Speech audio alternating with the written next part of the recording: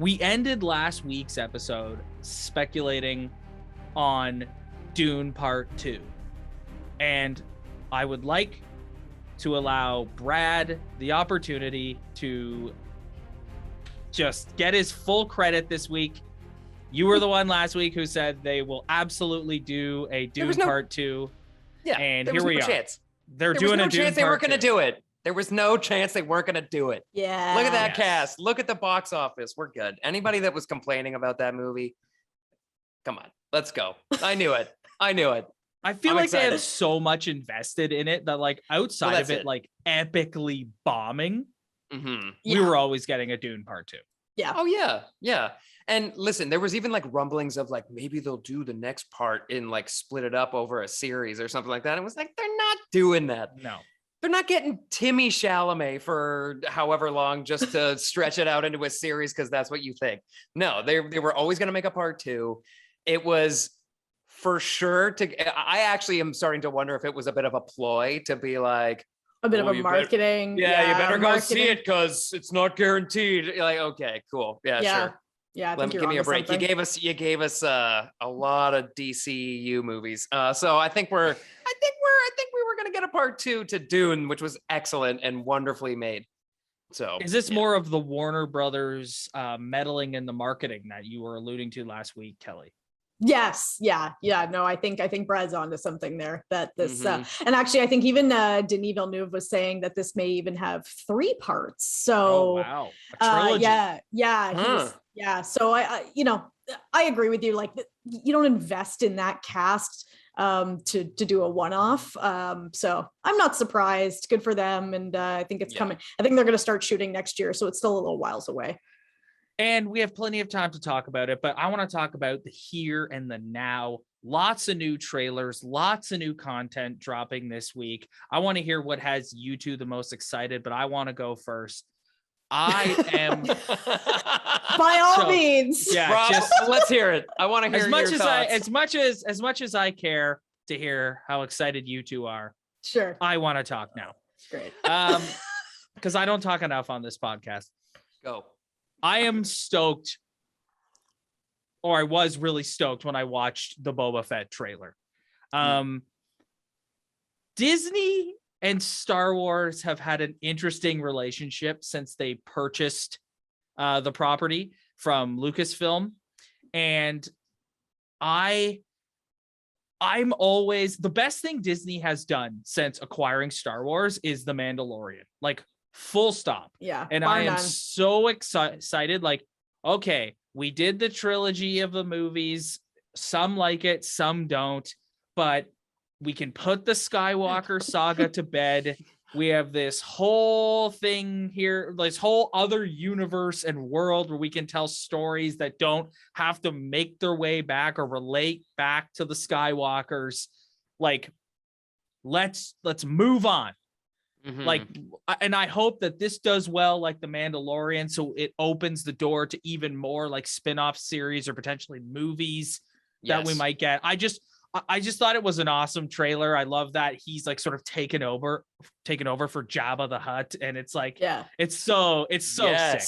That was the best part, seeing him on the throne. I was like, whoa, yes, let's do it. Jabba would have killed you for your insolence, like, because they're all like revolting against him, and he's just like sitting in like the big Jabba throne. Oh my God, so good. Speak freely. And it was like, I know. So good. Oh yeah. So good. Yeah. And it's the same actor from The Mandalorian, and then obviously the prequel trilogy. And it's just, I'm stoked. I love good Star Wars and I hate bad Star Wars. Rob, I what I like about, well, first of all, I have the utmost faith in this camp of creatives who put out The Mandalorian, which I agree with you is just one of the best pieces of Star Wars media. I just like that we're getting away from stories that have implications of intergalactic proportions all the time. Like, it's like we can take these smaller stories and these more peripheral characters and continue to build on the expansive universe that is Star Wars.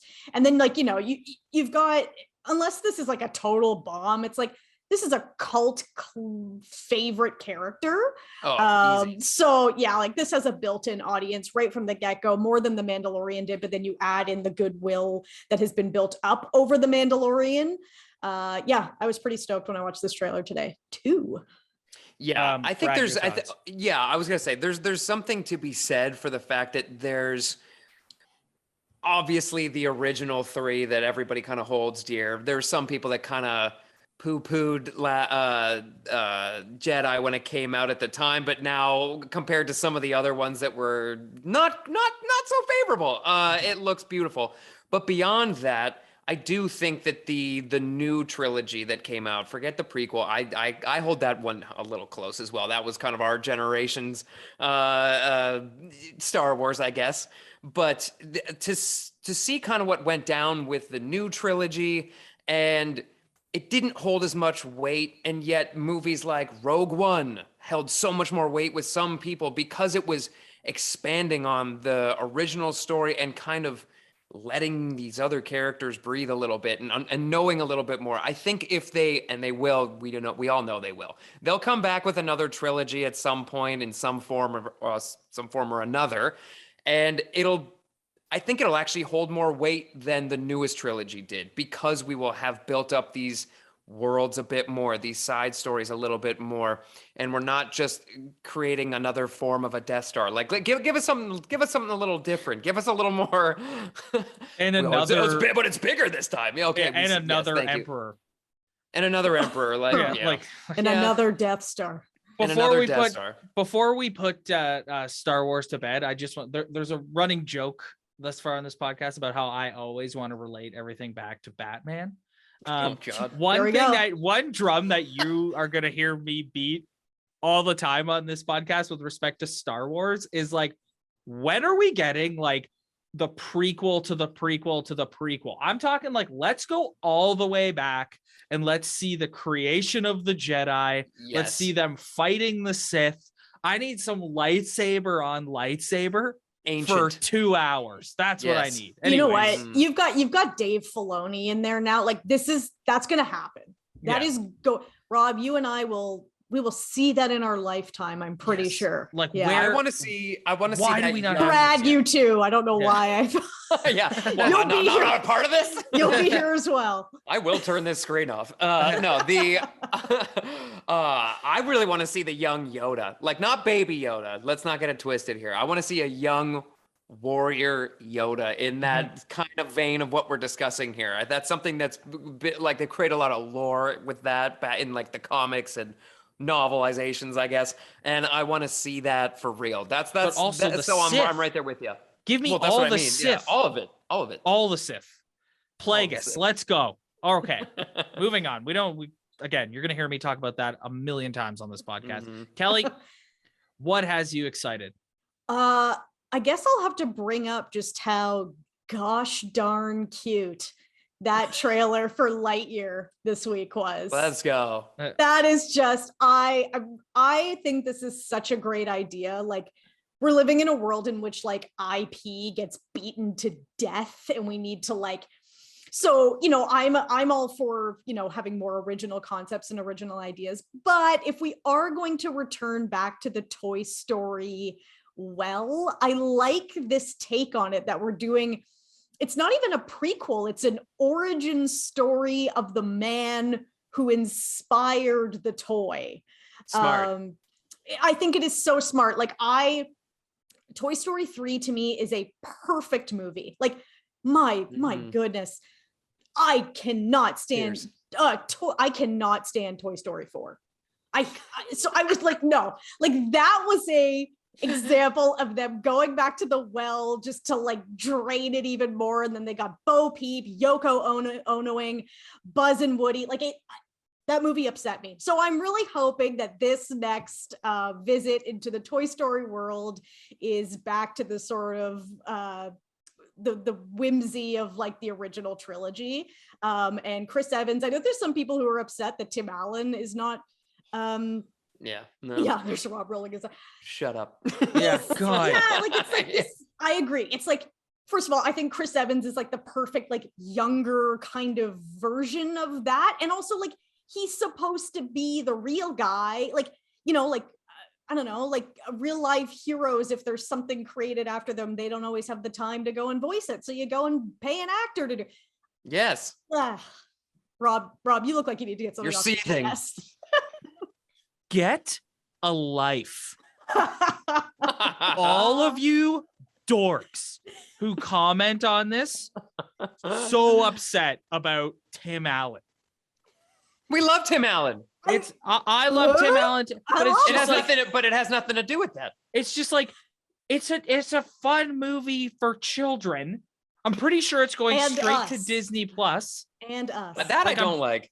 I'm pretty sure it's going straight to. I could be wrong, but like they I keep think it you're right. like Disney Plus logo was all over it, so I'm pretty sure it's going Mhm. straight to Disney Plus. Like, it's like just relax. Yes. Well, why does everything need an origin story? Like, Because I want to know who went to infinity and beyond. And you know Perhaps what? beyond. you know I what? wanna If know. it does well, and then we get an origin story for the cowboy that inspired Woody, Yeah. give it to me. Let's go. We want to all see in. the real Zurg. That's what we Yes. want. That's what Yes. yeah. Give us the real Zurg. Give us Yeah, the real I'm ready for this. sworn I do- enemy of the Galactic Alliance. Listen, I'm with Kelly on Toy Story 4. I don't think I hate it quite as much, but it was like Toy Story 3 was perfect. Mhm. Like, didn't it? I could be wrong. I might be making this up in my own head just because I liked it so much. But did it get nominated for Yeah, it certainly some did. Oscars? I don't know if it got Best Picture. I don't know if it was that. But I'm it was, actually thinking maybe it did, but again, our I might be remembering that right. I don't know. But regardless, it was like the most perfect ending, and it was just beautiful the way they did it. And then they just kind of went back to the well one more time, and it was like, well. And like you said, Bo Peep being the Yoko Ono of the group, I would have to say we could maybe start referring to her as Boko Ono. That popped in my head as you were talking. I had to get it out, or I would have cried after. Wow. I have to say hashtag Boko Ono. And there's this week's Instagram clip, ladies and gentlemen. Boko Ono. Boko Ono. So anyways, I agree. Lightyear looks fantastic. Anybody who's having a wah about Chris Evans voicing him, shut up. I'm sorry. Get a We have life. no time for you. Dorks. Hey, and here's the only thing I'll say. Kelly, if Toy Story 4 hadn't have come out, you would have never gotten to see Forky. Oh. Hey. My. What a loss. What a loss.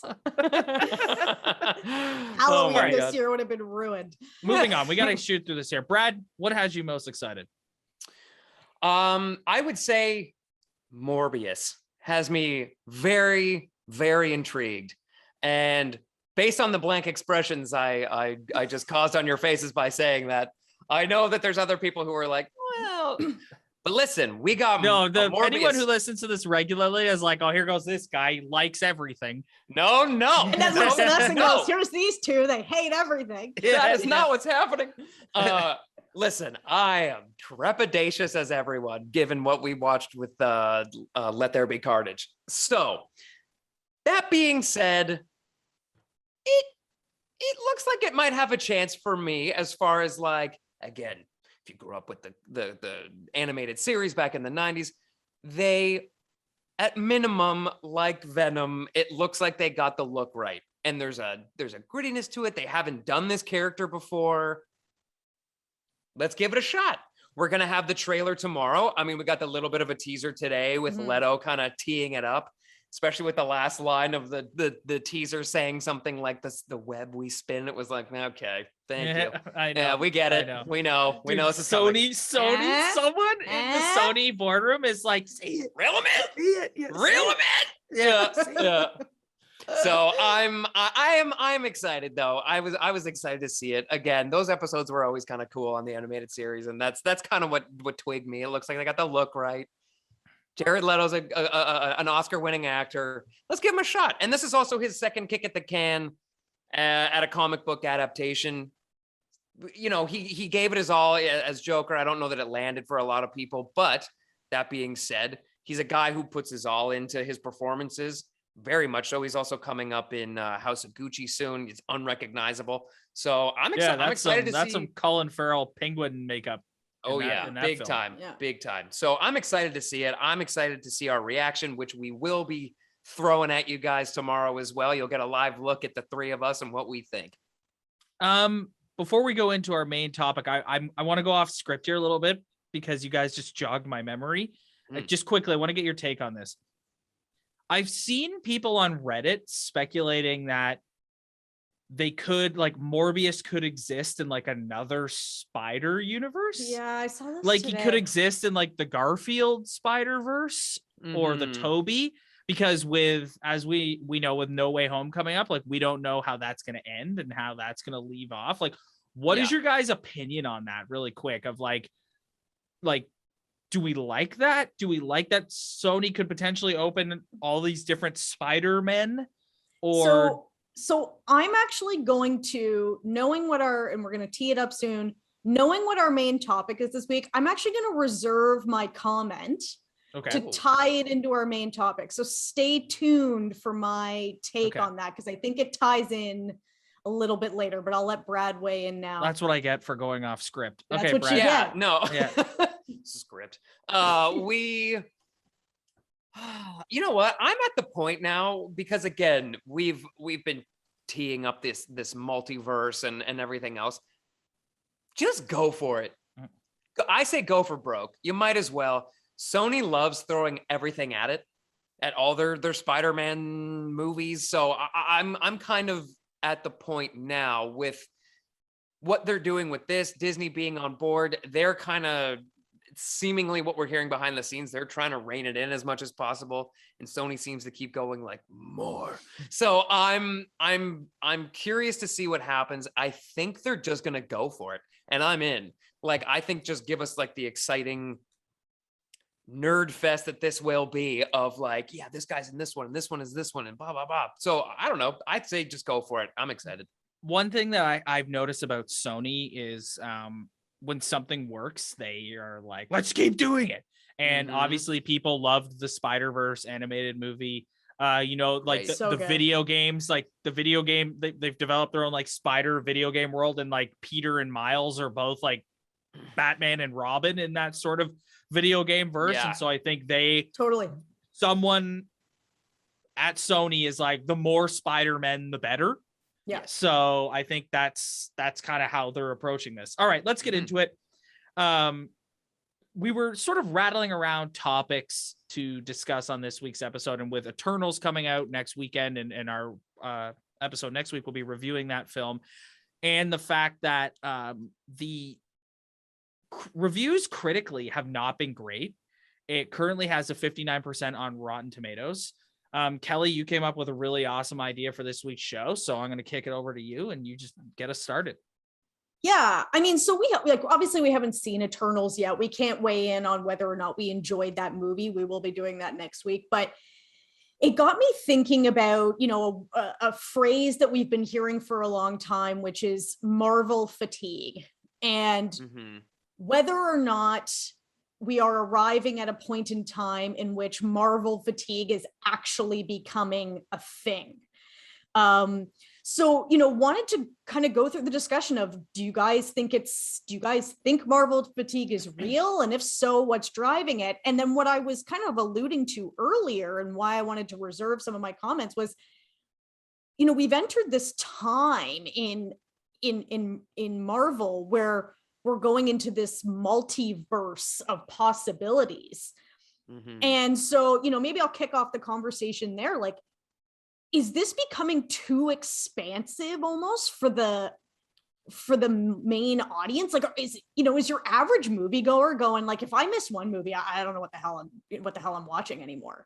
Like, are we going down too many paths on Marvel? Brad, you want to go first? You want me to take it? You take it, Rob. I'll chime in after.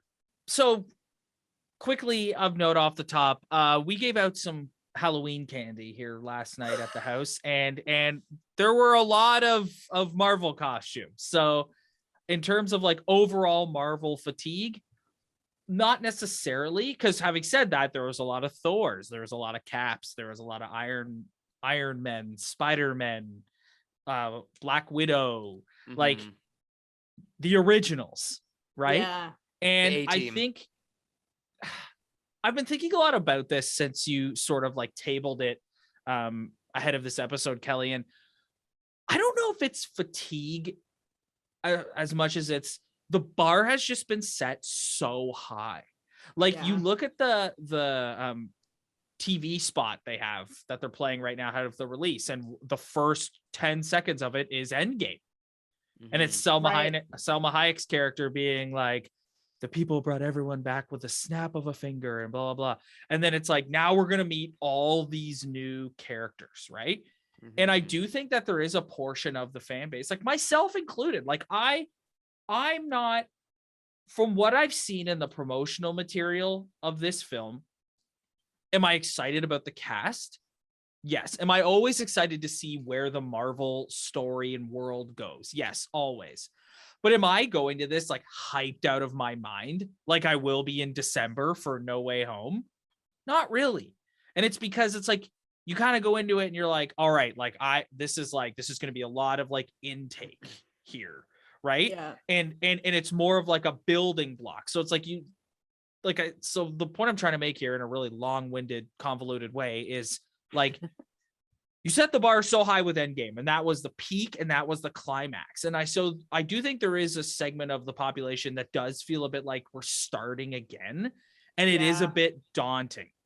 It is a bit, because if you read the reviews for Eternals, like the early critical reviews, it's a lot of that. It's a lot of, there's too much exposition and too much like character building. And I saw one that said, imagine if you watched the first Avengers and we had to get a backstory for each character in that film and how different it would have been. And I think that's what people are criticizing about this one is you're introducing all these new characters, but you also feel the need to tell us everything about them and their past. So after a while, you're just kind of sitting there and like your eyes glaze over because you're like, here's another new character. I got to learn about them. And this is a lot. And I think that's how people, from what I've read thus far, I feel like Mhm. that's what people are feeling and thinking heading into this. Yeah, I understand. I think for me, it's starting to your point. Like this is like very maybe daunting for some people because it's like, yeah, maybe we're, kicking it back off again. And I can see how there's a possibility based on some of the early reviews that they're saying it's a lot of exposition, it's a lot of backstory and whatever. But like that always happens. And this isn't necessarily normal movie making anymore. They're making movies to be at least within the MCU to be interconnected, very much like almost like a television show. Well, this is what happens in season 1. So, it's almost like this is the spin-off of the original series, but you're getting all these new characters. Well, there's always a lot of exposition. There's always a lot of, we're going to find out certain things while it's still connected to what we already know. There's a lot of new characters. And we're definitely getting into the deeper cut characters of Marvel. 100%. So it's unavoidable. And I think everything being what it is, I think that Marvel and Disney knew this was going to happen, but it was kind of like, well, if we don't set them up now, when are we going to do it? Because let's be real, like, yes, there's the heavy hitters that were, either, gone now or, maybe still around, but we've known them for a while. But we got more A-team guys coming in. We got X-Men coming back. We're going to have Fantastic Four. We're going to have all sorts of stuff down the line. Deadpool. Like there's lots of stuff coming. To me, it almost makes sense that between say like Loki and WandaVision and now this, it's like you can tell this is like we're easing them back into this kind of like there's a looming threat again. But it's different this time. We're going to have to maybe set this up a little differently because when they were doing this the first time, it was kind of like, well, if this one works, then maybe. And then if this one works, then maybe, and blah, blah, blah. And then they kind of tried to interweave it like, well, this was our plan the whole time. And it's like, you keep telling yourself that if those movies had bombed, we'd be looking at a different setup for that movie as well. So all this being said, there might be a lot of exposition, sure, but I'm kind of into it because I don't know diddly about these characters at all. And I'm actually excited about that. And I think that we kind of alluded to that last week, or maybe it was the week before, that I kind of like, it's like Dune actually, where it was like, I don't really know that much about these characters. I'm excited. I'm excited to meet these characters. I'm excited to see what they are about. And, you know, the ones that maybe you get attached to, hopefully they don't die in this movie, you know, they'll be brought back into other Marvel movies down the road, and you will have that feeling about it. And then nobody will be talking this way about Eternals anymore. So like removed from Eternals though, right? Like if we think about what's happened since Endgame. So we had Spider-Man Far From Home. Mhm. Then we had COVID, pretty much, I'm pretty sure. And then it was like, yeah.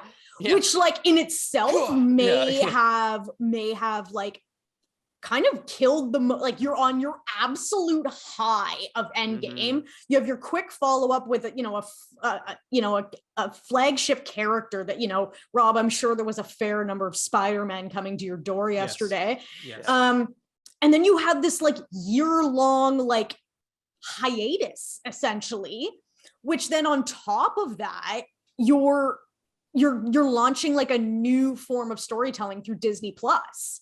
So you've got, you know, Far From Home, WandaVision, Falcon and the Winter Soldier, Loki, and then Black Widow. Like, I don't know about you guys, and I'll be interested to hear your take. Like, none of those, I think there's great moments in them and whatever, but none of them have like totally been like, none of them would fall in my top 10, maybe top 10. None of my top 5 Marvel media. I loved Loki. Yeah. I was waiting for the next episode of Loki with bated breath when I was watching it. I loved Loki. I liked it a lot too, yeah. So like, is the caliber still there? Like of the content? Well, I think the caliber is there. I was thinking when Brad was talking. So we're in uncharted territory here. Like this is a sequel to a saga. Like, yeah, that's an interesting way to put it. Like you have the Infinity Saga, right? And it's like, I know there was like phase 1, phase 2, phase 3, whatever, but it's like it was all building to that showdown with Thanos and the Infinity Gauntlet, right? Now we're kind of past that, and so we're following up a saga, and we've put to bed a lot of our cornerstone characters, and even the ones that are still around will be taking sort of lesser roles, like Hulk. Like you're not getting another like Hulk solo movie, and for all intents and purposes, he's going to be a like sort of secondary mentor type character in She-Hulk. That's another thing too. It's like we look at Eternals, and we're focusing on this one because it's right in front of us and we're going to see it. But like, look at all the other stuff on the slate coming up. Like you've got like all these new shows like Moon Knight. It's like, I'm super intrigued by Moon Knight. The character looks cool as hell. I love Oscar Isaac. I don't know anything about it. Yeah. So I think you go into these, we're really sort of like doubling, tripling, quadrupling down on these B, C, D, E level Marvel characters and trying to elevate them up. And I think that's going to take some time.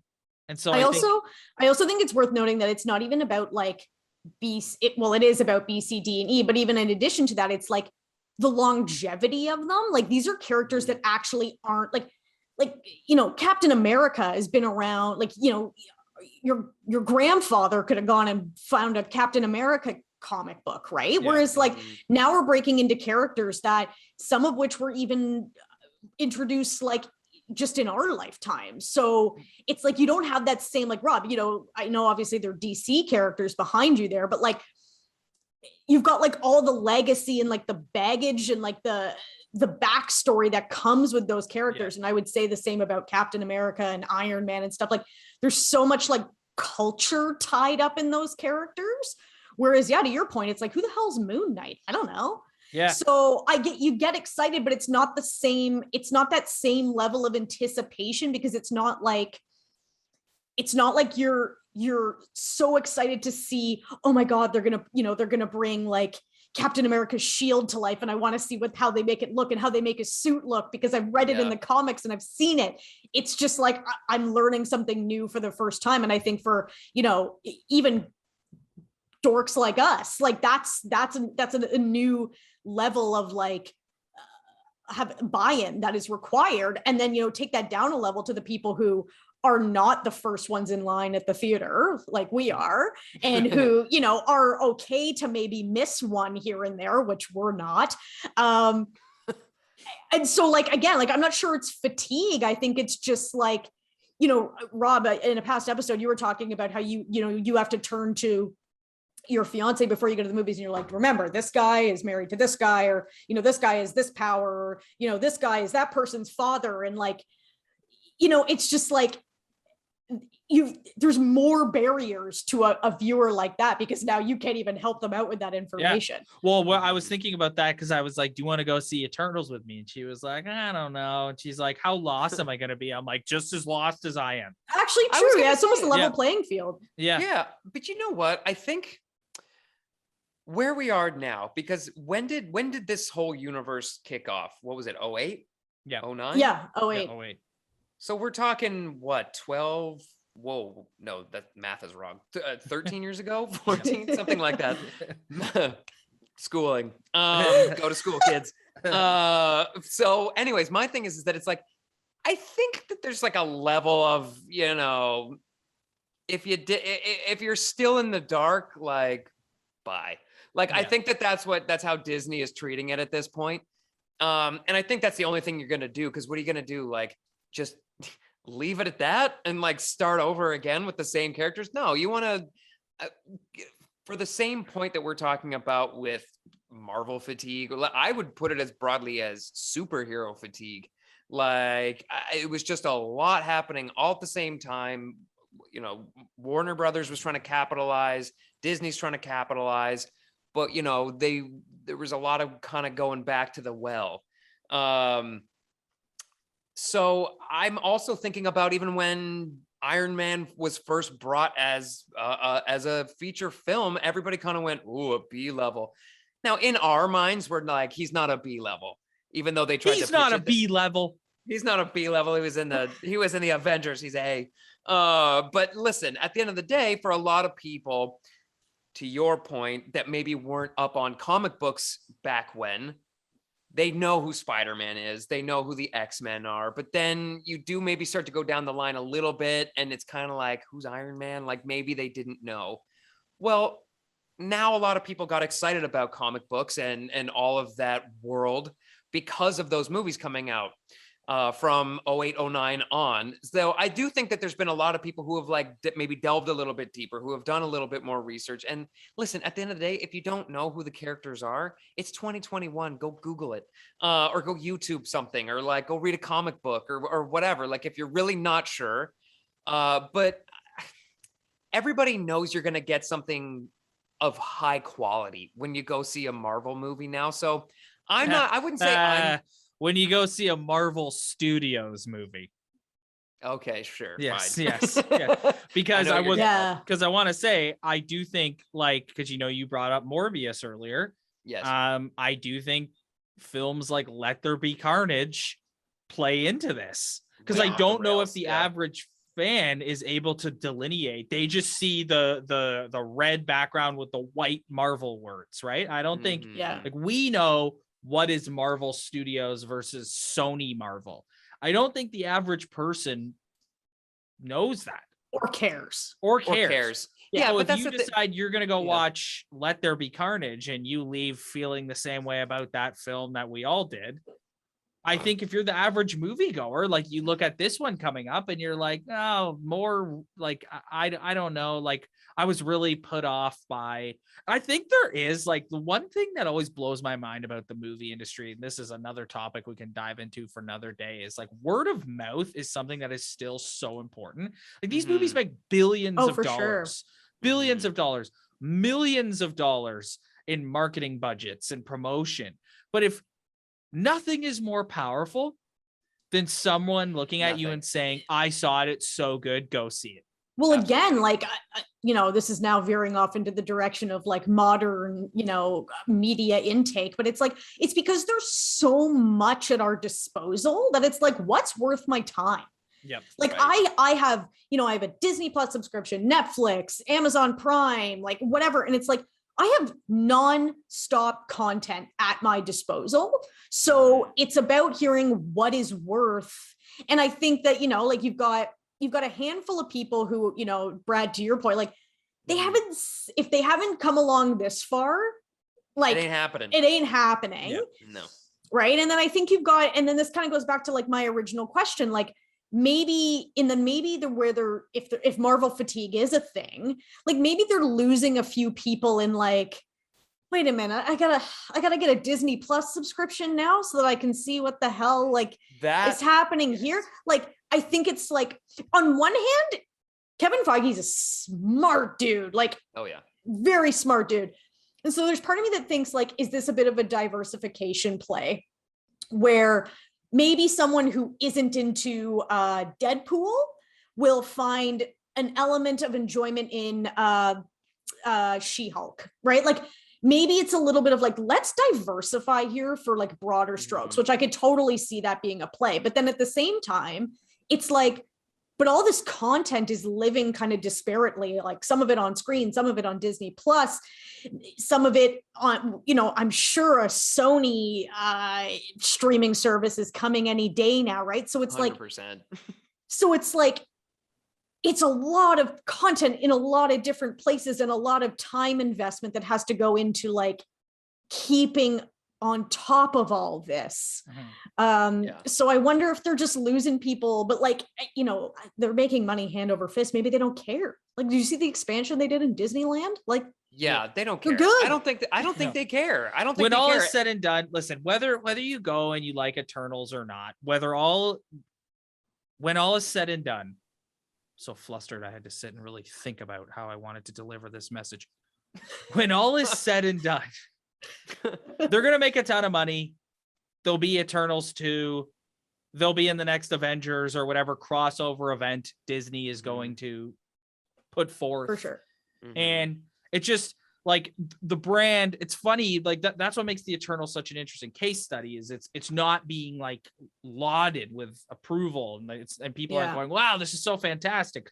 But I think you will see that Marvel Studios, it's very important to make that delineation for me. Marvel Studios has got themselves to a point where I don't think it matters. Like they'd have to put out like next level garbage for it to like really hurt their brand, which I don't think this movie is going to be. I think, Brad, you made an interesting point that I wanted to reference to Kelly and I offline months ago with before this podcast even started, where the first Eternals trailer came out, and Kelly and I both, not surprisingly, were like, meh. You were like, I'm not surprised that you guys feel that way, because this is a bit of a genre change, and it's much more like Game of Thrones style thing, which like not everybody likes. Like I like Game of Thrones fine. I wasn't like a psycho about it like a lot of people were, but like this is also, that's another thing I wanted to flag about this film too. This is not our very first episode, we did Shang-Chi. Great movie. We all loved it. Pretty formulaic. It's like, dude has a past and uses that past to grow into being a hero and fights the villain. Whereas like this is much more like these are gods and they've been on Earth forever and they didn't interfere in Thanos. And then there's these other space monsters that are coming and they have to fight the space monsters. Like it's sort of breaking away from, first of all, it's a team. It's not one person. And it's like breaking away from the traditional like formula that Marvel, whether it be a man or a woman, it's like main character goes through adversity, becomes hero, joins the greater team. And that was really the first Infinity Saga and the start to this one too, if you remember the ending of Shang-Chi. Well, that's why I'm excited about it. I know I keep harkening back to a previous episode, but I'm going to do it again. I probably even mentioned it already with Dune. It was a very similar thing for me where it was kind of like, I kind of like that I don't know what's coming right now. Like, not that I always knew exactly what was going to happen with certain arcs of movies and things like that, but I just feel like this time it's kind of like, oh, this doesn't look like something I've seen before in this universe of movies. And, that's why movies like Black Panther were such a kind of like a kickstart again. Like it was kind of like, Marvel movies were doing this and maybe it started to feel like this. And then Black Panther would come out and kind of change direction a little bit as far as like that world that you were feeling. And then like, Doctor Strange, same thing. Like it was just kind of like a little delineation from what we've already been doing while not totally going away from everything. I feel like that's what this is. I feel like this is going to be something that's going to just make the world feel bigger to me. Yeah. It's characters I don't necessarily have a big connection or any really, other than I know who a lot of the actors are. Yeah. So I'm just very much like Dune. Like I said, I'm going into this movie like, hit me with it, and then we'll see. I am too. I'm not dreading watching this at all. No, me neither. Like I said, we haven't seen this movie yet. I cannot make a judgment call on whether or not this movie is good, bad, or otherwise. I think like one thing I'll say is that Marvel has proven that you can go into a new pocket of this universe and fall in love with the characters. And the example I'll use is Guardians of the Galaxy. It's like that was a pretty big departure from the formula, and they won everyone over in that one movie. So I say that to say that maybe, not to, because I'm not going to discredit people who aren't enjoying this movie, maybe to their, argument, maybe Marvel this time, we'll see next week, has bitten off more than it can chew in terms of, what are they introducing, like 18 characters? Like it's a huge cast of people, right? Like Guardians of the Galaxy was four people and a villain. And it's like the Eternals team is like, what, 7 or 8 of them? So it's like, maybe this is just like a harder to get your teeth. Yeah, like maybe it's just they bit off a little more than they can chew with like this, and it's kind of a learning moment, because even to compare it to the other universe of movies, like people a lot of the time said like that the building up of the DCEU is undercooked and underdeveloped, and in that case you actually did have the like cultural relevance in the background of all those characters. We at least knew going in it was Aquaman and Flash. We knew all those people. Maybe this time it's just too much, and it'll be an interesting thing to see next week. If is it Marvel fatigue like we're asking this week, or did Marvel actually just take a misstep? It's very possible. Well, and also at the time, sorry, Brad. We're both just like, yeah. No, but just quickly, like at the time of us recording this, like the 59% on Rotten Tomatoes is the tomato meter. We don't have the audience score yet. True. And a lot of the reviews, or the only ones that I've seen, are like critic reviews. So there's the audience may love this. And I have a feeling that audience score is going to be higher than the I don't really buy this critic score, first of all. They've always seemed to kind of dump on these movies from the get-go. You've got a lot of classic film directors that I love and respect that have kind of been dumping on this whole superhero genre thing as well. Jealous. I don't even know if it's jealousy. It's more just about the fact that it's like, I mean, there's definitely maybe some of that for sure, but like there's I think it's just like people want their thing the way their thing was when they were making movies, and now there's some new kid on the block doing it a different way, and it's maybe rubbing them a little bit the wrong way. Whatever, I don't care. For me, it's kind of like, okay, yes, this is a new movie. It might be like a little different than now even what the critics have gotten used to, and they were the ones that were harping on about the fact that it was like, oh, it's the same thing every time. Well, now they got something a little different and they're giving it a 59. I don't know. I don't know exactly whose score even counts. Rotten Tomatoes confuses me, quite honestly. But the one thing I was actually going to say when Kelly was talking, it popped into my head again, was one of the teasers, or maybe it was one of the full trailers that came out, where there was reference to Superman. And we haven't talked about that at all. The kid goes to the character, what's his name from Game of Thrones, the lead in this, you know who I'm Richard talking Madden. about. Richard Madden. There's a kid that says something about he's got lasers that come out of his eyes like Superman. Did you guys not did you not hear this? Both Rob and I are like, Oh yeah, this is like a big all right, we better head to YouTube after this. Yeah, we better it's head to YouTube. groundbreaking. Breaking news. Yeah, this kid essentially references Superman. And everybody was like, whoa, what? And I was very like taken aback by it as well. So I'm kind of curious to know what the Eternals deal is. featurette sneaks in a surprising Superman reference. Yes. So I think it's very interesting. There's also So Superman is a fictional character in Not necessarily. fiction- Not necessarily. That's no. the whole thing. Oh no. No, but Brad, listen, now listen, we're getting- now listen, we're getting- listen to me. No. You Here we both go. shut up and Oh listen to my me. God, we're going off the rails here. No, we're not. No, we're not. No, we're not. I'm just more making the point that in all of these kind of like crazy notions about like, you know, just let the reins loose and everybody do what they want. And we are in the era of everybody wants to make their. Is this the first little like, there's something going on? There's maybe something going on. And this is a little, there has been crossovers in the past, things that they never thought were going to happen back when comics and everything were much more prevalent form of superheroes and what have you, that Marvel and DC have crossed over in the past. And it's just very curious. I don't know, to Kelly's point, I know you were saying it as a joke, like he's the fictional one. Not necessarily. Because you don't really know how he's kind of relaying that information. Like, how does he know he's like Superman with lasers coming out of his eyes? So I don't know.